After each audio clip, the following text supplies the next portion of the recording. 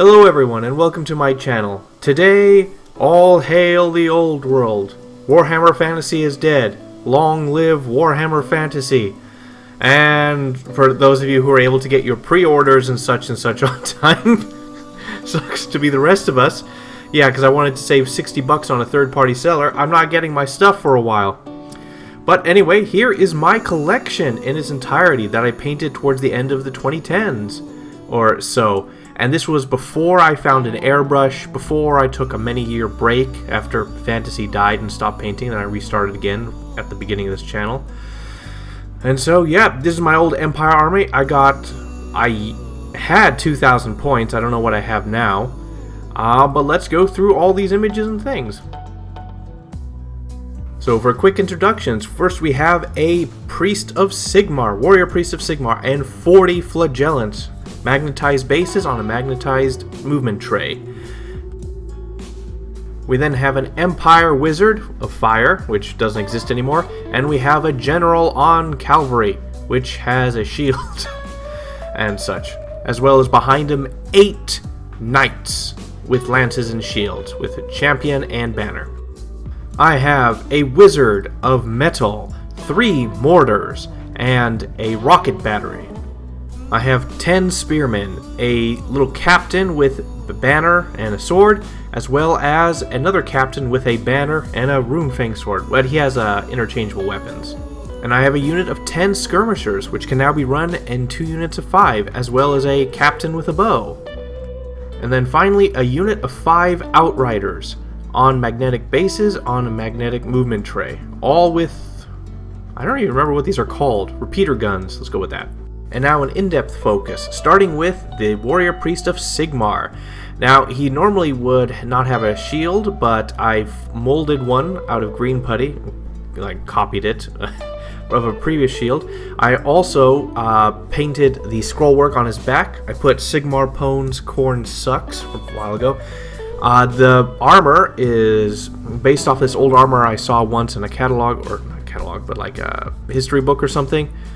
It's like gold flicks with black all over and stuff like that. And this was way before I discovered good paints that could seal in the colors and make them good. So his armor is super shiny, and his rope is super shiny as well. But a good dude. As well as he was a present to me from one of my brothers a while, way back.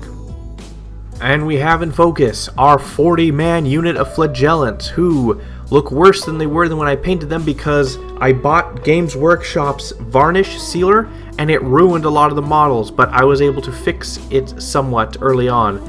But as far as this goes, I have a champion and banner. His banner broke off, but I still have it, so I'll glue it on. And essentially, they're all magnetized bases. I even at the time got these bases that were like, you could put 4 guys on there, so instead of removing them one at a time, you could remove a group.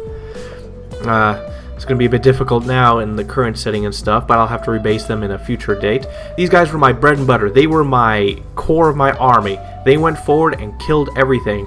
Of course, back then I had a wizard with the lore of life, casting flesh to stone and regenerating them and growing them back in numbers. And so these guys were fearless. They ran forward, hit a lot. They were very tough because of the lore of life and stuff like that. But we'll see how they go in the current codex. Right now I think this is around 530 some points. And here is my Wizard of Fire, or can't remember what the lore is called. And I spent a long time painting the robes when I was much younger. With a very thin brush, building up many layers up, and then I screwed up on the fire on his head. And his staff is broken. I actually found out where it is, so I'll be able to glue it and reattach it. But I did write on his book, How to Shoot Fire by Techless. It should be in the text there. And it came out really well. And now we have an Empire Captain on horse, barded horse. A lot of detail went into the horse's flesh and details and colors, a lot of subtle stuff. His armor, very nice, deep, rich color. He himself, his face, actually you can tell all the specific aspects of his face, high cheekbones, nose, eyes, his hair and stuff like that.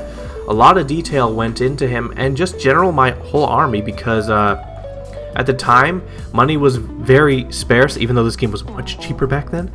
And so I treated every model as really the last time I'll ever get a thing, so I would put everything I had into painting them, because I had plenty of time and very little money to paint. And so what little I had, I tried to make sure that they were the best I could possibly paint. And of course, Steam Tank, baby! This guy was he was another brick in my army. Because of his high toughness, a lot of the weaker and regular troops couldn't even hurt him. And so, like, he has an engineer on top with repeater pistol, but you can actually pull him out. He's not actually glued in there, he's just sitting in there. And then the ridiculous high-level scroll work I did in the front that somehow I have not been able to really replicate. Then again, I haven't had a faceplate that large to write anything on since, yeah, pretty well done in detail. And here we have my Wizard from the Lore of Metal, probably one of my most tragic painting projects I've ever done in my life. Because, so I built him up layer by layer. He has like 19 layers of paint going from the darkest to the brightest silver of me mixing colors in between 19 layers at least all throughout, and his body was shimmering. It was one of the most beautiful things I've done, the colors and everything. And then he was the first model I preserved with the Games Workshop matte, like the color thing. And because I made sure to get it because I really wanted to preserve him and I didn't want to have to touch him up later because I put so much effort into him and he turned out so well. And then, like, apparently you have to shake it for like 5 minutes, put it upside down and press it. I just shook it for a little bit and then it just like, imagine like someone just spray painting all your work black after you paint it. That's sort of like what it was. I did my best to try to fix it up afterwards, but it became like a frosted white mist all over it. It was so tragic. I was so furious about this. And my little captain with banner and sword, probably a magic weapon. And yeah, all done with basic brushwork. No air. This was way before airbrush, before I even knew what an airbrush was. Yeah. And so, dang, turned out pretty well for just painting with my hand. The symbol, the Sigmar and Null on one side, and then a flaming S for Sigmar on the other side. Not bad for a younger me. Well, overall, like, design and ideas. And here we have my 8 knights on Cavalry, with lances and shields, and banner and champion. You can guess which one the champion is. And sadly, they were also a victim of varnishing, but like a matte varnish, and I didn't know it would get rid of the luster of their shields and stuff. Man, learned a lot at the worst times after pouring in so much effort. But yeah, these were a good unit. They did a lot of good for me back in the day. Hopefully they'll be able to do some good now. And now we have my Outriders, and the champion is probably the guy in the middle, maybe. And yeah, I made sure to give all the horses unique identities, colors, or stuff. The facial part, the white part of I don't know. There's probably a name for it. I don't know what it's called. The horses are unique. Their back capes were like leather, but I got my hold of some crackle medium, and I wanted to try it on it to make it look like cracked old leather. And, I mean, it kind of worked, but now looking back, it's really not that good. And yeah, their armor on their legs actually looks really good. That's a really nice looking metal color. Shoot, I forgot how to do that one. And we have a closer lookup of the champion and some of the, skirmishers. They also got hit with the same horrible matte thing. I thought, you know what, maybe I'll do it a second time. Maybe I can get it right this time. Nope, I didn't. And I had to pour several layers of Nuln oil on it to get rid of the white frosty stuff. I put so much effort into these guys and they just get ruined. I mean, you can clearly see the different parts of them, but man, they got ruined. And here we have a captain with a bow. I made sure to make his bow look unique, like spotted lizard kind of stuff. His cape is really nice. The inside is painted really well. He has a halberd as well. In addition, I just gave it to him because it looks cool. And I tried a bit of non-metallic metal on him, a very early attempt. And his halberd looks good with the very fine lines and stuff. I had a very good brush at that time. Dang. His face, you can clearly make out the parts of his face, even though his eyes are not at the same level. I don't know if that's my fault or the model. But he was a good captain who never really did anything. I think there's now an Empire magic item for the bow. I can't remember, but I don't know. My pre-order has not come in yet. And here we have a captain with the best looking banner in the game that they just don't make anymore. So fun fact, this guy actually has an interchangeable head and arms for weapons. He can have a great weapon or a regular sword and shield. So before I had magnets because I couldn't find where to get them. No Amazon or anything like that.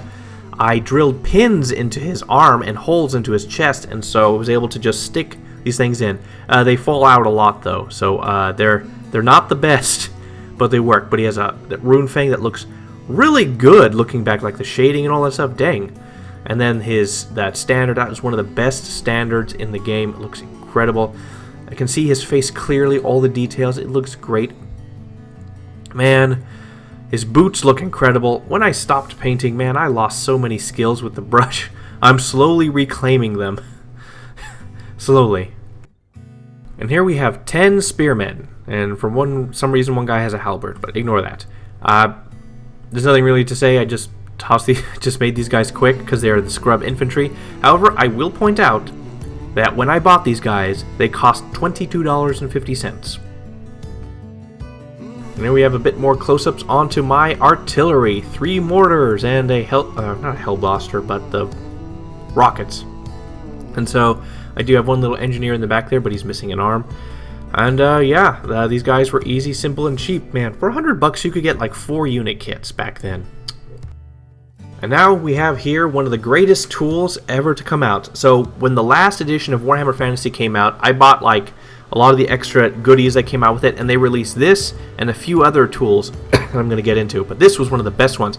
This is a measuring stick that goes up to 18 inches. It basically functions like a protractor, but it can measure up to 18 inches, and it goes from the ground. So no longer, from my perspective, I have a 7 inches here. Oh, from my perspective, you don't. Well, this solves it, because it measures from the ground. You measure out the exact distance, and you can just find exactly where it goes. And you can easily and accurately find the places to move your units. Easy, simple. Really a great tool. I'm surprised Games Workshop has not remade in some form or fashion, because it really settles a lot of issues. And now one of the other tools that was incredibly useful, that was worth its weight in gold, this thing, which was able to accurately determine the front arc of your models and units. No longer did you have to guesstimate if your 45-degree angle was perfect over 20 inches. Did it deviate? Because getting it perfect over measuring for like a distance of 20 or 25 inches or more and stuff, and unless it was perfectly right, whole units could be in range or out of line of sight. And so this thing created the perfect line. You could easily find what your line of sight is and for turning and all that stuff with this. This saved so many arguments. And then finally this tool, which was a neat, handy tracker for keeping track of morale. So you would basically move up your peg on how many basically points of morale you did against your enemy or was done to you, and you could compare the two who won or lost at the time. I haven't gotten the game yet, so I don't know if it's still the case, but both sides had to deal with morale, and whoever won the morale for that time had to didn't have to make a roll-off. It was who hurt the other the most, I believe. It's been a while. But basically keeps track of deaths, banner, BSB, ranks, flank, rear charge, all that stuff, and you could just move the peg for how many things were in your favor and stuff, and you can easily, quickly tabulate who won or lost the battles. And that is it. This is just a quick video being thankful for the launch of the Old World. Finally, I remember it being announced first in 2019. I was so ready for it. It's finally here. Once the snowstorm stops screwing me over. Yeah, along with everyone else. So, soon enough, have the Old World. I'll be able to play it. When I'm able to, the Old World models of it are going to be on the channel. I have the Tomb King box set coming in, and I'll be painting that. Unfortunately, though, so I actually do have a backlog of videos that's going to be coming out every week. It'll be a while before you see the Old World stuff. It'll be Gene Stealer cults for a while. And shifting through, because now I have 3 armies to paint. Gene Stealer cults, World Eaters, Tomb Kings, and a few occasional random other units that I'll put up for sale afterwards if I don't want to keep them and stuff. But yeah, and that is it. So good luck for those of you who finally get to play before me. I'll probably be playing it next Sunday when this video comes out. So I'm happy to see the Old World back. I hope it succeeds. I want my demon army to come back. I want to play my original Chaos Demon army that I had. I will get a PDF, but it's not going to be the same. But I'm looking forward to hopefully the game expands and does well, because we all missed it. Well, most of us. A good portion of us, but not enough to save the game originally from sales. Alright, and bye.